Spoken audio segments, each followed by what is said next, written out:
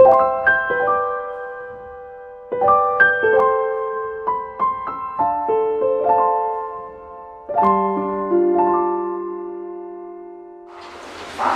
반갑습니다. 유경재 목사인데요. 목사는 제가 69년, 1969년에 목사 받았습니다. 그래가지고 경신중고등학교 교목으로 8년 동안, 그러니까 교목으로 목사 안수 받아서 교목으로 8년 동안 지나다가 39살 됐을 때 내가 이대로 학교에 그냥 있을 건가, 아니면은 미국에 건너가서 공부를 좀 해야 될까, 아니면은 교회로 가야 될까, 이게 망설이고 하다가 걸린 쪽이 이제 교회로 가는 쪽으로 걸려서 안동교회는 경상도에 있는 안동이 아니고, 예, 서울 한복판에 있습니다. 안국동에 안동교회. 그래서 동자는 경상도 안동은 동력동자, 편안한 동쪽 동네고, 이 안동교회는 옛날에 동네 이름이 안동이었어요. 거기는 제동, 개동, 뭐 이런 이제 외자 동네 이름이 있지 않습니까? 안동이었는데 나중에 안국동으로 바뀌었고요. 그 안동교회에서 제가 28년 있다가 70세에 은퇴하는 건데 조금 일찍 은퇴해서 66세에 은퇴했고, 그래서 은퇴한 지 지금 9년 됐습니다. 제 나이가 되게 얼마쯤 될지 짐작이 갔습니다.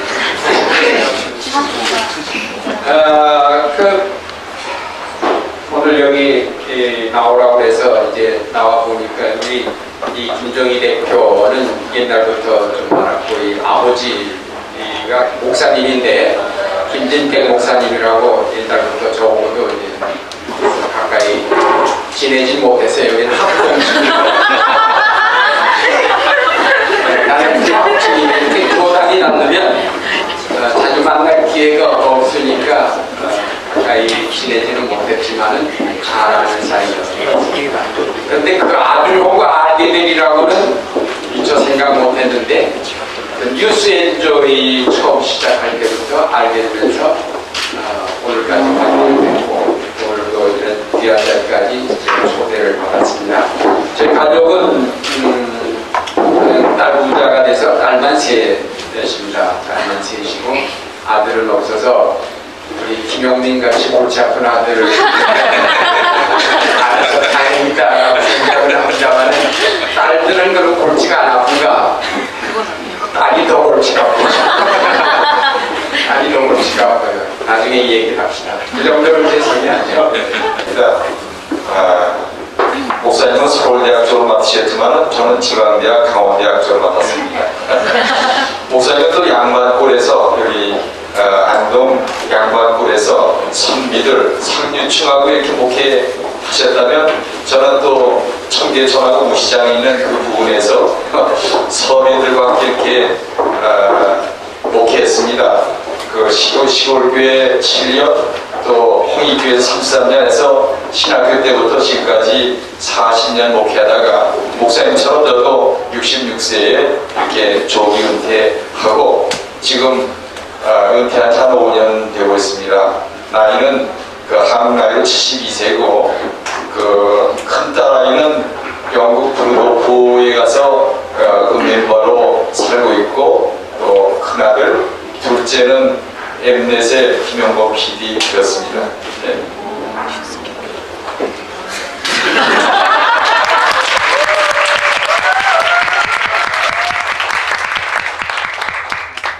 예, 아버님으로서 어떤 아들이었는지 좀 얘기해 주셨으면 좋겠어요. 용민도 동생 거였고. 누나하고 동생은 공부를 잘했어요. 우등생인데 그 용민 PD는 결정이었습니다. 뭐 공부는 중상위권 정도로 하고 뭘 하면 잘하지 않습니다. 그냥 자기 고집대로 하는 그런 좀 그 미련스러운 데가 좀 있었습니다.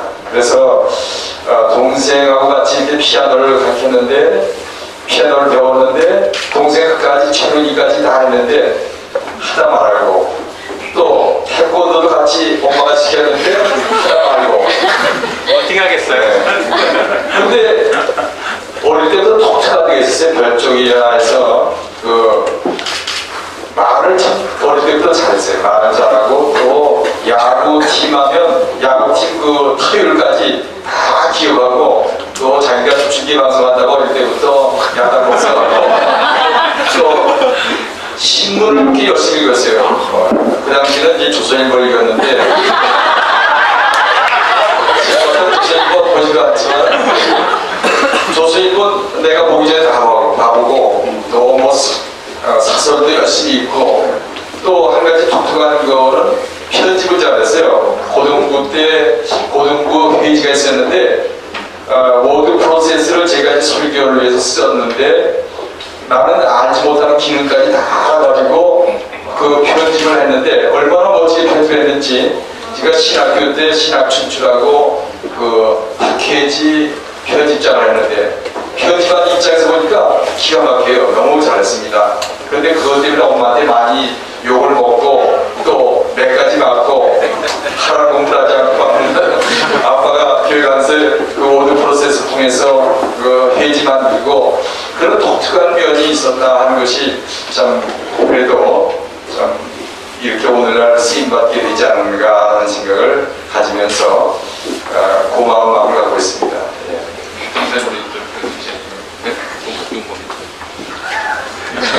내가 엉뚱탱이가 되잖아. 그런 말이요. 그 동생도 그런 끼가 어려서부터 있었던 것 같아요. 예, 뭐 나는 그 음악적으로 뛰어난 줄 몰랐어요. 그런데 그림을 잘 그렸어요. 용범이는 그림을 잘 그려서 서태지에 푹 빠져가지고 서태지 그림을 아주 그려가지고 자기 책상 앞에 다 그려놓고 그랬더라고요. 그래서 참 이상하다. 우리가 볼 땐 모범생인데 어떻게 나는 서태지한테 빠져가 저러는가 했는데 그리고 그 용민 PD는 그 돈만 생기면 테이프를 많이 샀어요. 보험서가 테이프를 엄청나게 사가지고 나중에 보니까 2박스인가 이렇게 될 정도인데 그래서 형제가 이제 라디오 들으면 형은 보험서가 들으려고 동생은 또 시끄럽다고 끄라고 연년생이니까 밤낮 싸우는 생각이 나는데 졸업하고 나서 대학 졸업하고 나서 방송국 PD 시험을 보는데 MBC는 최저까지 갔는데 결국 9번째가 돼서 7명 보는데 떨어졌어요. 그런데 MBC 갈 때 제가 차로 싣고 가는데 자기가 음악방송 PD가 되겠다. 그래서 내가 이제 한참 또 열심히 설명해줬어요. 세계적인 음악을 좀 만들어내라. 그래서 이게 퍼져나가는 그런 한국어를 세계한테 이렇게 펼치는 그런 역할을 좀 했으면 좋겠다. 뭐 내가 음악을 잘 아는 것도 아닌데 그렇게 한번 충고해준 적이 있었는데 오늘 가만보니까 그것이 현실로 이루어진다는 것을 볼 때 참 너무나 고맙다는 생각을 갖게 됩니다. 그런데 목사님께서는 두 아들 중에 한 명 좀 목사 만들어가지고 세습하실 생각은 없었어요. 세습 요즘에 유행인데 배를 이어서 목회자 되는 것을 상당히 자부심으로 알고 또 어렸을 때 또 그렇게 엄마가 소원 기도해가지고 우리 아들 첫아들 목회자 되게 해달라고 그래가지고 그런 경우가 많거든요. 근데 저는 가만 보니까 우리 친구 목사들이 나이가 들어서 그 목회자 만든 다음에 저한테 사정하는 거예요. 교육전자 써달라, 유목사 써달라. 그렇게 사과하라고 하면서 조용하게 구걸식으로 요청하면서 보면서 좀 기분이 언짢았어요. 목회자들이 너무 많다. 라는 생각하면서 한국교회 목회자는 너무 많고 대신 한국사회, 한국 기독교를 이렇게 접목시켜야 되는데 문화를 그런 하는 사람이 없다는 생각이 들면서 그래서 우리 아들들은 기독교 문화 전수자가 되는 게 좋겠다는 생각을 좀 가졌어요. 신학교에서 엄마가 신학교 자꾸 보내라는 것을 저는 반대하면서 목회자 되는 것을 반대하면서 그런 방향으로 나갔으면 좋겠다는 그런 생각을 갖고 유영재 목사님 저는 이제 페이스북 패친입니다. 지금 이제 70이 넘은 연세인데 페이스북 굉장히 열심히 하시고요. 팟캐스트라세요. 아세요? 네. 아, 들어보셨어요? 설교? 팟캐스트로 10분 설교를 하시는데 올해 1월부터 하셨죠? 네, 1월부터. 1월부터 하셔서 지금 한 50회. 그냥 뭐 주일 성수 하시듯이 그냥 빼먹지 않고 지금 하고 계신데, 저는 그거 보고 너무 놀랬고. 이게 사실은 나이와 상관이 없어요. 이 컴퓨터 하는 일은 나이와 상관이 없고 관심이 얼마나 있느냐에 따라서 젊은이들도 할 수 있는 사람이 있고 할 수 없는 사람이 있는가 하면 나이 든 사람들도 할 수 있는 사람이 있고 할 수 없는 사람이 있는데 물론 나이 든 사람들이 대부분 많이 못하는 쪽에 많이 속하긴 하지만은 저는 사실 컴퓨터에 일찍 접한 사람입니다. 80년대 중반에 이미 마침 저 동서가 미국의 그 당시에 텔레비디오라는 유명한 컴퓨터 회사의 부사장이었어요. 그래가지고 저한테 컴퓨터를 보내왔는데 당시 칼라 모니터에다가 플로피 디스켓 여러분 아시죠? 얇은 거 플로피 디스켓 2개 꽂는 거 하고 그 당시 한글 프로그램이 왔는데 글자 하나 캐나다에서 누가 개발한 거라는데 글자 하나가 막 2박씩 한 것들이 뜨는 그런 컴퓨터를 놓고 내가 시작을 했고 그때 누구한테 배운 게 아니고 나 혼자 놓고 이제 만지기 시작을 해서 이제 90년대부터는 설교를 컴퓨터로 작성하고 그렇게 이제 컴퓨터에 좀 관심을 가져오면서 은퇴한 뒤에는 시간이 많으니까 자유롭지 않습니까? 근데 누가 이 아이패드를 하나 선물을 주더라고요. 목사님 아이패드 저는 페이퍼. 아이패드에 팟캐스트 여기 앉아있는 나는 꼼수다를 우리 딸이 듣고서 그걸 들어보라고 그래. 그때 한참 뭐 어떤 목사가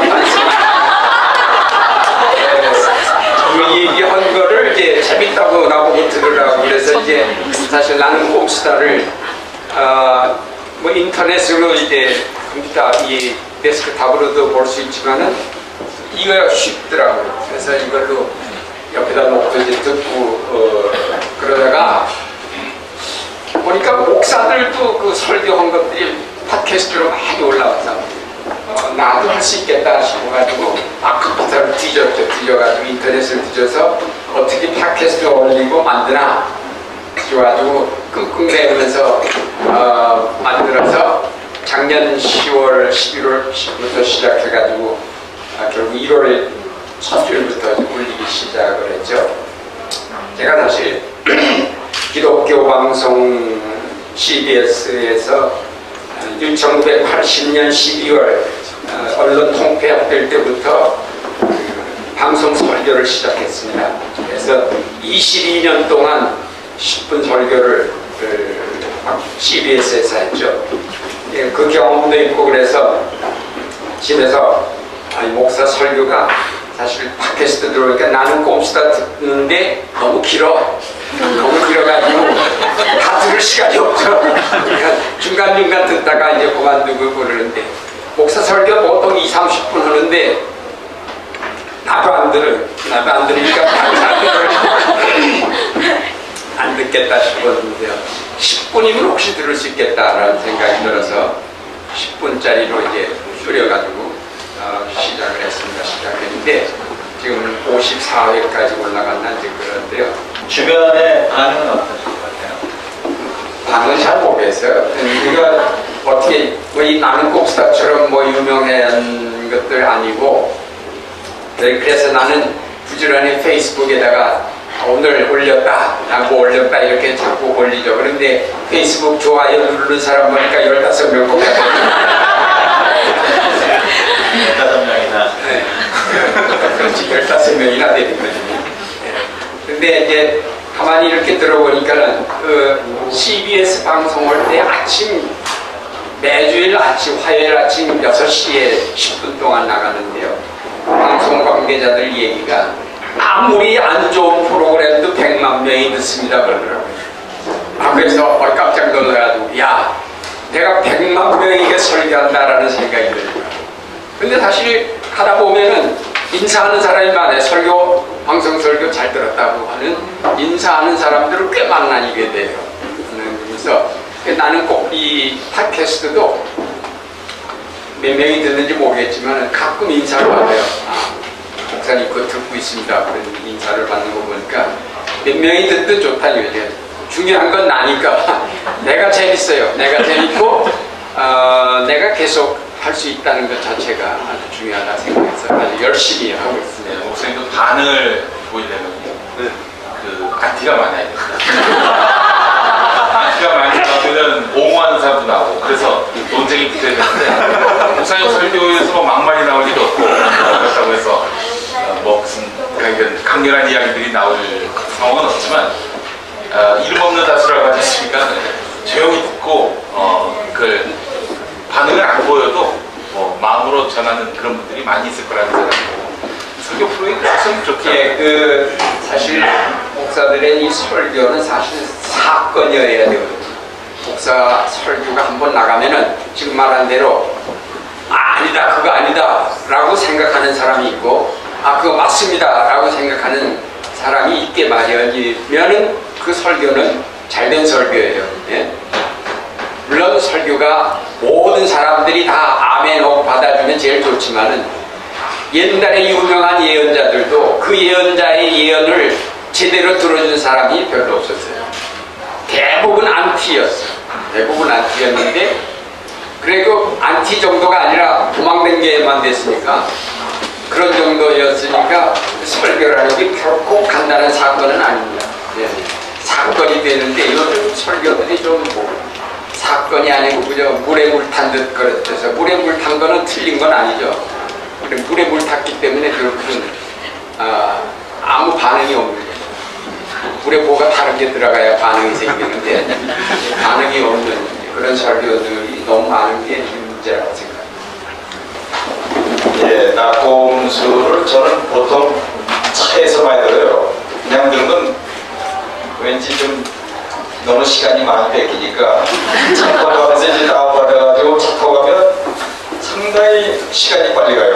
지루하지도 않고 재미있고 그러면서 저는 정치와 경제에 대해서 눈이 열리는 것 같아요. 그전에는 뭐 신문 보고 대충 봤는데 그 내막, 음모 뭐 그런 뒤에 있는 그 모든 것 또 경제의 그 엄청난 그 사건들 대기업의 횡포 이런 것을 보면서 상당히 좀 배우는 게 많다라는 생각이 들고 참 기분 좋게 듣기도 하고 어떤 때는 욕을 너무나 해가지고 또 비판이 너무 세가지고 저러다가 잡혀가서 또 남용도 같은 데 가서 번역을 치르지 않나라는 생각에 좋아하신 친구도 적지 않습니다. 그래서 늘 조심스럽지만 그래도 한편 이렇게 세계적으로 팟캐스트가 좀 날린다고 하니까 또 은근히 자부심도 있고 그렇습니다. 여하튼 이거를 끝나지 않고 그 좋은 날이 있기를 바라면서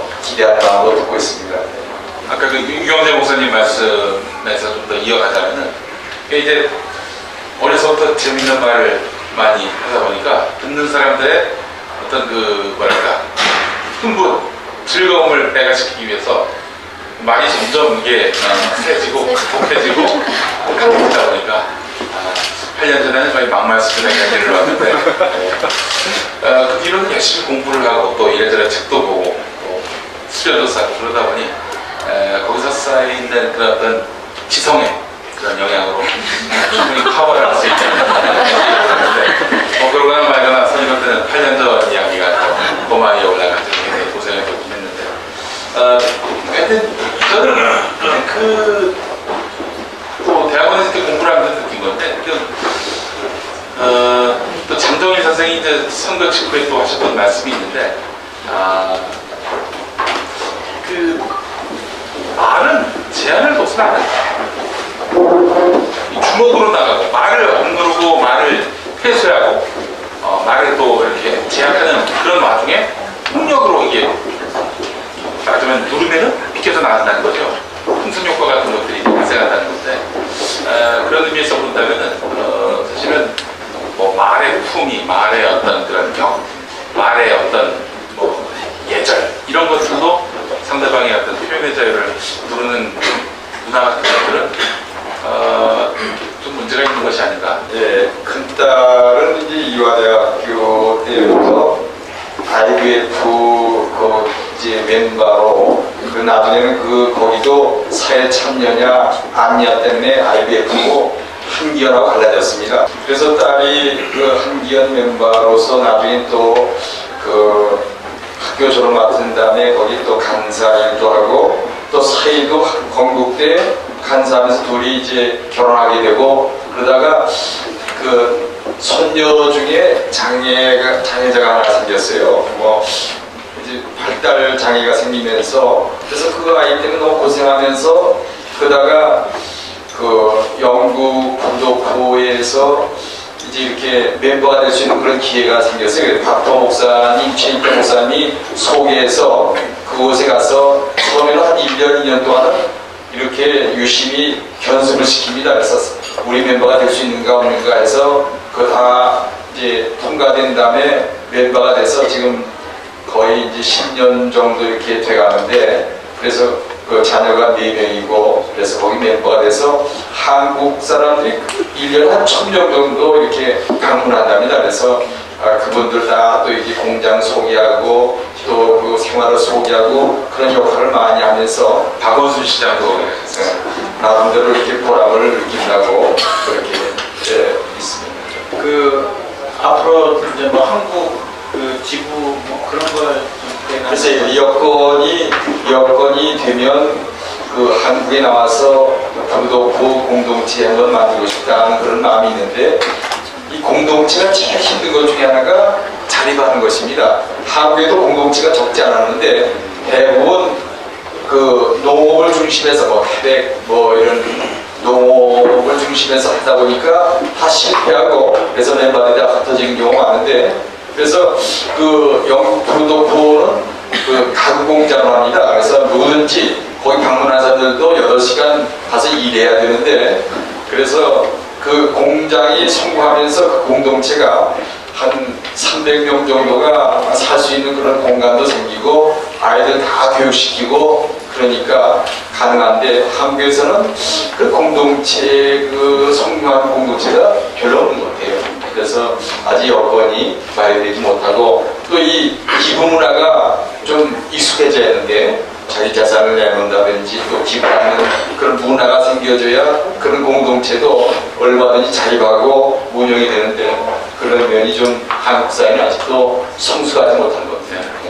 뭐 딸이라고 목사 못 시키겠냐 그래서 둘째 딸 보고 야 너 크면 목사 되라 그러니까 저도 목사 되겠습니다 그랬어요. 근데 이 둘째 딸이 대학에 들어가더니 대학도 이제 재수해서 들어갔어요. 재수해서 들어갔는데 그때가 들어가 89학번인가 90학번인가 그래요. 그런데 그때 한참들 데모 할 때 1학년부터 데모대에 또 따라다니기 시작을 하더니 학년이 올라가다가 나중에는 총학생회장이 됐어요. 총학생회장이 돼가지고 뭐 그러니까 저희 엄마는 겁나 난리죠. 뭐 거의 집에 안 들어오고 뭐 밤새 집회하고 한 번은 성균관대학 뭐 마당에서 뭐 한다 그러니까 저희 엄마가 쫓아갔어요. 밤 1시인가 쫓아가가지고 역살 붙잡고 끌어내리고 뭐 이런 난리들 치고 그러던 적이 있었어요.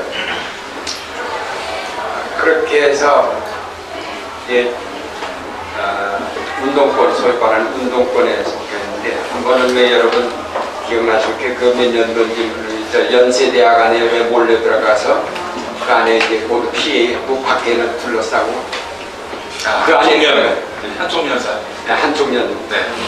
그 안에 있었거든.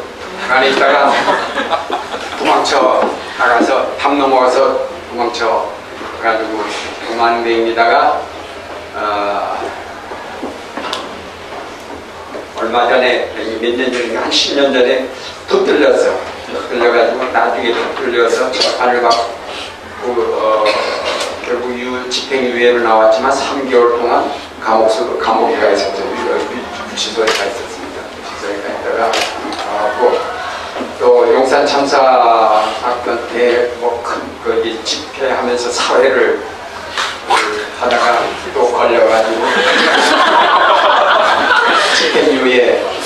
아니 또 집행유예니까 그냥 붙들려 들어가진 않고 받아가지고 사실은 뭐 국회의원 출마하고 싶어도 집행유예 때문에 네.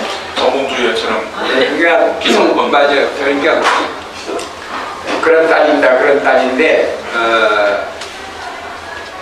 그러니까 지금 쯤에는 그 뭐이 빈곤사회연대 뭐 사무총장 또 노점상 전국연합회 사무총장 뭐 이런 거 주로 하고 그리고 이제 이 장애인들 단체에 이제 가서 많이 돕고 그래서 이제 진보신당 때에 서울시당 위원장을 하다가 진보신당 또 갈라져 나오면서 통합진보당 만들어 통합진보당 들어갔는데 통합진보당 저 난리치고 나오니까 따라 나오기는 했지만은 노회찬이나 심상정 쪽에서 새로운 당을 만드는 일에는 별로 아마 참여를 안 하는 것 같습니다. 어쨌든 지금 둘째 딸이 이제 그런데 근데도 지금은 둘째 딸이 제일 저희 엄마하고 가깝고 이 음식 만드는 걸 좋아해서 생전 먹어보지 못한 음식들 갖고 만들어 가지고 와서 먹고. 저 명성할 때 먹는 그런 음식 아니에요? 전혀 그런 거 아니고 완전히 뭐 아주 그 고급 음식들을 이제 그런데 취미가 있나 봐요. 그래서 만들어 가지고 그게 이제 제가 나가는 교회를 우리 집에다 한번 초청을 했는데 셋째 주일날 옵니다. 그때 오실 분들 오셔도 용인입니다만 그때 이제 이 딸 불러서 만든다고 그러는데 딸이 좋은 거는 엄마한테 딸은 최고예요. 이 아들들 내가 우리 형님이 넷이고 동생이 셋인데 다 아들이거든요. 돌아가신 어머니가 제일 재미없게 사시는 것이 이 아들 8분. 그리고 딸만 하나 있어서도 될 텐데 딸 하나 없이 그냥 아들만 낳으시는 바람에 어머니가 아주 이게 딸 셋이다 보니까는 돌아가면서 이제 전화 매일같이 해요. 제가 아들이었지만 아버지 어머니 딸한테 전화하는 건 일주일에 한 번 오면 잘하는 거고 보통 한 달에 한 번 인사 전화할까 말까 하는데 집에 있어 보면은 매일 전화해. 매일 저쪽에서 오고 이쪽에서 전화하고 그래서 시간별로 체크가 됩니다. 시간별로 체크가 되고 그래서 제가 볼 때 지금 뭐 이게 딸들하고 지내는 것이 좋고 그 둘째 딸이 아버지의 영향을 받았다고 그러지만 가만히 생각해봐도 내가 그렇게 운동권 대라고 가르칠 적이 없는데 설교를 그렇게 하셨어요. 그런 설교도 운동권 됐으면 안동교회 교인들 다 운동권 안 그런 거 보면은 설교 때문에는 아닌 것 같고 아마 제 태어난 적성이 그런 것 같습니다만은 둘째하고 셋째는 이제 첫째하고 셋째는 그렇지는 않고 그렇지만 셋째도 보면 그 손자 녀석까지도 신문 그러면 우리 한겨레 신문이라는 걸 신문은 한겨레 신문이라는 생각할 정도로 뉴스엔진 모르나요? 아직은 이제 뉴스엔진 쪽은 아니고 그 사회복지를 전공해가지고 지금도 이제 사회복지 쪽에서 일을 하고 있습니다만 그 의식은 이제 이렇게 이 아버지를 따라가는 것 같아요. 아버지 의식을 따라가는데 큰 딸은 의사하고 결혼을 했는데 경상도 남자 전라도 남원에 가서 이제 개업을 하고 있거든요. 상당히 정치적인 관심이 많아요. 정치적인 관심이 많아서 편안하게 이제 그런 쪽으로 관심을 기울이고 그러니까 우리 큰 딸을 남원시장으로 내세우려고 하고 있습니다만 어쨌든 지금 이렇게 지나놓고 보면 아들 못 낳은 것에 대한 후회, 그건 내 잘못이니까 뭐라고 할 것이 없습니다만은 별로 이제 후회될 거고, 이 손을 잇는다는 개념 자체가 필요 없는 그런 거 아닌가라는 생각이 들고, 아들이 많은 집이어서 그런지 하여튼 그런 생각이 들고, 이 딸셋, 하나님이 나에게 딸셋 주신 거에 대해서 감사하게 생각하고, 딸이 있음으로써 이 노후의 생활이 오히려 이제 더 편안하고 즐겁고 더 기쁘다는 그런 생각이 듭니다. 이렇게 지켜보면서 또 바라면서 그대로 잘 되었는지, 또는 아쉬운 점은 없었는지, 좀 자녀를 양육하면서의 그런 고민과 즐거움, 기쁨을 좀 말씀해 주시면 좋을 것 같습니다. 사실 목회자 자녀들이나 또 장로님 이런 자녀들이 낯설하기 쉽습니다. 뭐 지금은 좀 괜찮지만 옛날에 아버지들은 아주 엄격해가지고 뭐 가정예배 한번 빠졌다 하면 뭐 얼마나 난리 치면서 야단치고, 주일날 뭐 교회 가서 떠들었다 하면 교사들이 또 장로님이나 목사님한테 일러 바치면 반쯤 죽었다 살고 이런 경우가 많았거든요. 그러니까 아이들이 아버지 앞에서는 모험생이야. 그 다음에 뒤에 가서 호박씨 가요. 그러니까 그 아버지 앞에서 얼마나 아주 정말 기도 많이 하고 충성 많이 하고 성경 많이 한 것처럼 하다가 뒤에 가는 그런 모습을 제가 어릴 때 우리 본교에서 봤거든요. 그래서 나는 절대 그런 아빠가 되고 싶지 않다 해서 우리 가정예배를 드리더라도 강요하지 않고, 오히려 제가 설교하지 않고 성경 돌아가면서 있게 만들고, 그 다음에 기도를 이제 부탁을 합니다. 너 위해서 뭘 기도하냐 하면 자기 고민을 이야기하고, 그래서 자꾸 대화 중에 기도하는 것이나 이렇게 자기 마음을 털어놓게 만드는 그런 것을 어릴 때부터 했던 것 같아요. 그랬더니 아이들이 자기 고민이 있으면 와서 거기서 상담하고, 그런데 아빠가 평소부터 자꾸 잔소리하면 아이들이 싫어합니다. 결정적인 순간에 얘기해 준 거죠. 그 다음에 제가 이제 잘하는 것 중에 하나 짐생하면 편지를 잘 써줬어요. 애가 고민하고 어떤 데는 가출하고 또 대학 떨어지고 또 뭐 시험에 떨어지고 그럴 때 다 고민에 빠졌을 때 제가 이제 잘하는 것은 말보다도 글 쓰는 거니까 편지를 아주 길게 써줘요. 부부싸움도 그렇습니다. 부부싸움에서 해결 안 될 때는 편지를 씁니다. 편지를 쓰면 이 편지라는 것이 뭐가 좋냐면 끝까지 있거든요. 그 말하다 보면 중간에 자꾸 빼먹어요. 말로 막 말을 중간에 잘라버리면서 그것 때문에 더 싸움이 심해지는데, 편지는 끝까지 있잖아요. 그러니까 내가 당신 마음은 안다, 네 마음은 안다 하면서 쭉 쓰면 편지 다 읽고 나면 한 3페이지 정도 읽고 나면 마음이 풀리고, 그것이 아이들이나 그것이 큰 교훈이 됐던 것 같아요. 아주 자기가 상당히 위기에 빠졌을 때 아빠가 자기를 이해해주고 이렇게 용기를 주고 희망을 준다는 자체가 그 큰 위로가 되고 그런 게 아닌가. 그래서 그 엄격한 아버지를 제가 어릴 때부터 많은 그 교회 장로들이나 그 목사님들을 봤기 때문에 그렇게 하지 않은 것이 참 잘했다라고 지금 생각이 들고, 그래서 애들이 뒤에서 호박씨 깐 건 없는 것 같아요. 아버지를 어떻게 믿습니까? 호박씨 좀 해봐요. 그런데 지난번 처음 왔을 때 8년 전 뭐 라디오 21에서 욕 많이 했다는 얘기를 그때 처음 듣고 나서 야, 이거 호박씨 같구나. 아니 대중에다는 호박씨를 까는 경우가 있습니다. 아니 근데 사실은 내 아버님 그 뭐랄까요, 교육에서 참 저도 이제 애가 둘입니다만 배울 점이 있다면은 상상력을 제약해서는 안 되겠다. 그 막말 보십시오. 평범한 상상력으로는 도저히 그런 것도 있지만은 그 아버지는 뭐든 다 상상하고 생각하고 또 행동하는 것에 대해서 그걸 아끼셨어요? 자녀분이 뭐 네가 하고 싶은 대로 하라고 이렇게 하셨고, 그렇기 때문에 셋 다 계속 이렇게 사는 거죠. 자기 인생에 대해서 주체적으로 판단하고 결정하고. 그러니까 그런 점에서 본다면은 저도 아들이 요즘에 아주 공룡에 빠졌거든요.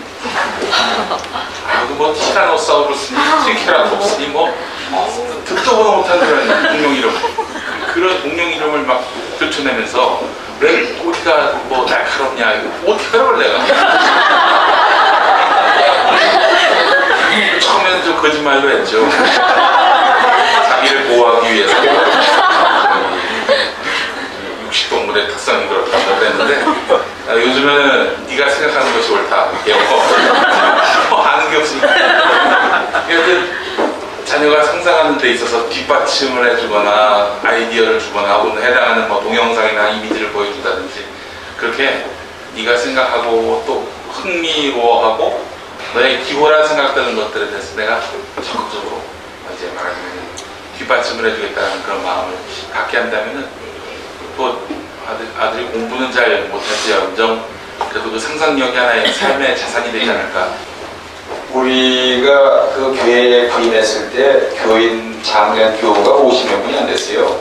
그리고 30평짜리 건물에다가 옆에 사택 하나 있는 정도, 사택도 반은 교육관으로 쓰고, 그러니까 우리 부부가, 이 집사람이 교사 출신이거든요. 그러니까 그 집사람이 집에 있었더라면 아마 아이를 반은 잡아놨을 거예요.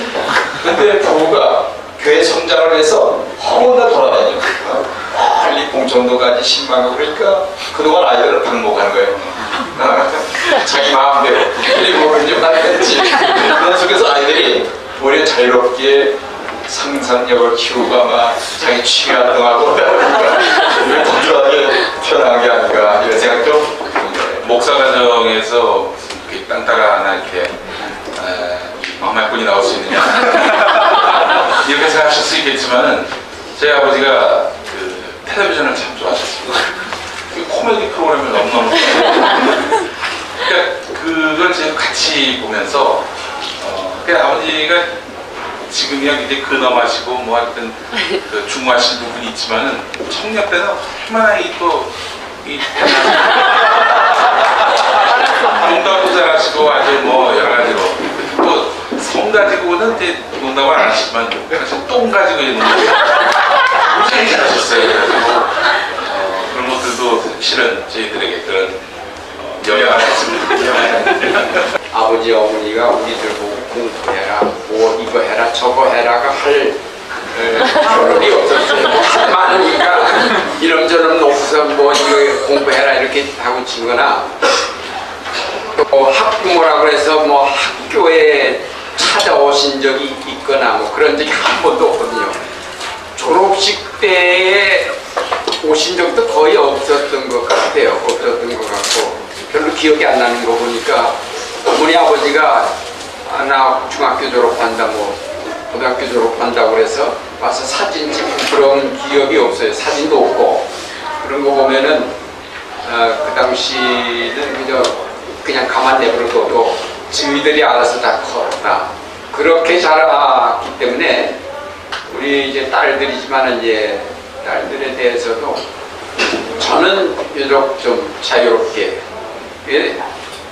저는 목회를 하면서 이 목사는 보통 양떼를 치는 목자라고들 많이 비유하는데, 그래서 저는 아니다.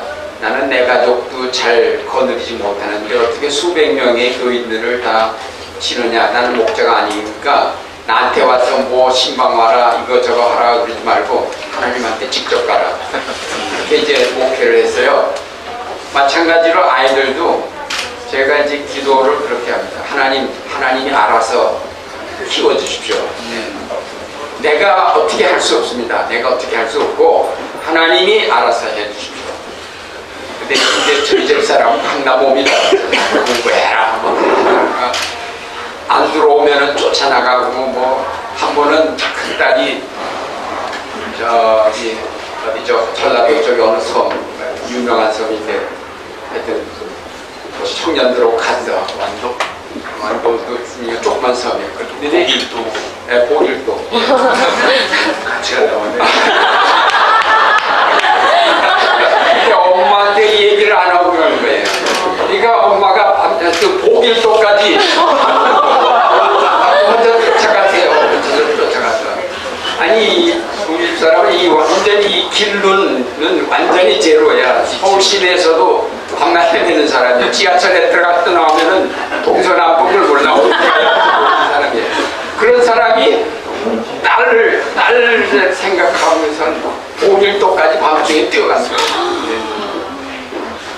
그래서 야, 내가 낳은 딸이지만 내 딸같이 생각을 안 하는가 보다. 그 사람은 자기 딸이라고 생각하고 저 난 이름 치는구나라고 생각을 하면서 내가 항상 감탄을 하고 그러긴 했지만은 이 아이들을 키울 때 결국은 하나님께서 알아서 키워주신다. 아까 이렇게 자유롭게 맡겨주는 것이 대단히 중요한 것 같아요. 물론 이제 어느 정도 방임하는 것과는 좀 다르다고 봅니다. 어떤 틀 안에 있죠. 틀 안에 있고 저희도 가정 예배 이렇게 잘 드린다마는 목사인 제가 가정 예배 드리자고 얘기하지 않고 우리 집 사람이 항상 가정 예배 드리자고 어느 쪽에 속합니다. 나는 그렇게 매이는 게 싫어요. 가정 예배 드리는 것도 별로 해야 되겠다는 걸 알지만 별로 쉽지 않고 제가 졸업한 대학이 이제 이 분리대라고 그러는데요. 각 동네에 있는 분리대인데 저 자신이 그렇게 매이는 걸 싫어해요. 매이는 걸 싫고 지금 은퇴해서 얼마나 좋은지 몰라요. 매이는 데가 없으니까 참 자유롭고 편안하다라는 이런 생각을 늘 하면서 살습니다만은 아이들에게도 꽉 매여서 이렇게 해라 저렇게 해라 하기보다 너희들이 알아서 잘 판단해라. 뭐 교육도 대학 다 다닐 만큼 다녀. 사회생활을 했으니까 저희들이 알아서 하는 것. 물론 어렸을 때부터도 마찬가지입니다. 어느 정도 이렇게 해놓으면 자기들이 알아서 자기 갈 길 찾아갈 것이다 라고 생각을 하고 또 한 가지는 문제가 있어도 크게 염려를 안 해도 되거든요. 문제가 생길 때는 그 문제가 전부인 것처럼 생각되지만은 잠시 지나놓고 돌아보면은 별것 아닌 건데 괜히 야단쳤구나. 사실 딸들 때문에 저희 엄마는 막 통곡하면서 울 때가 많았어요. 근데 지나놓고 보면은 그렇게 통곡할 일이었나 그런 생각이 들고 괜찮은데 뭐 이렇게 통곡까지 하고 그러나 이제 그렇게 해놓고 하여튼 뭐 딸들 때문에 저희 엄마는 강남 기도원 여기 청평에 쪽에 있는 큰 목사님을 소나 글에 쓰셨대요. 강남 금식기도 강남 금식기도원에 가서 금식하면서 기도하고 뭐 그런 적들이 근데 나는 딸들 위해서 금식기도 해본 적이 한 번도 없거든요. 근데 우리 집사람은 계속 그 강남 금식기도원 찾아가서 소원 기도도 하고 뭐 여러 차례 했어요. 그런데 그럼 지나놓고 보면은 하나님께서 잘 알아서 키워주시고 자기 목표를 다 잘 한다는